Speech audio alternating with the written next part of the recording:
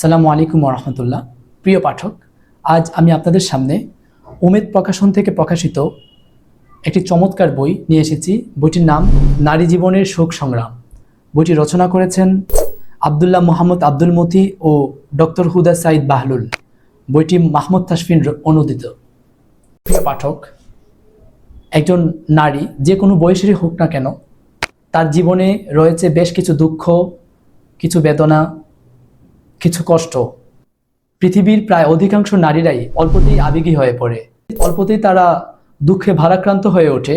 এই জন্য তারা তাদের এই সমস্যাগুলোকে কিভাবে সমাধান করবে, এই বইটিতে সে সম্পর্কে চমৎকার আলোচনা এসেছে।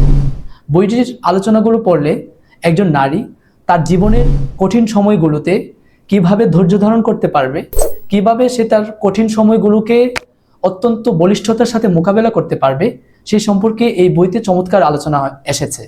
তাহলে পাঠক, আর দেরি কেন, আমরা উমেদ প্রকাশ থেকে এই বইটি সংগ্রহ করতে পারি, কিংবা যে কোনো অনলাইন বুকশপ থেকে সংগ্রহ করে নিতে পারি। আসসালামু আলাইকুম।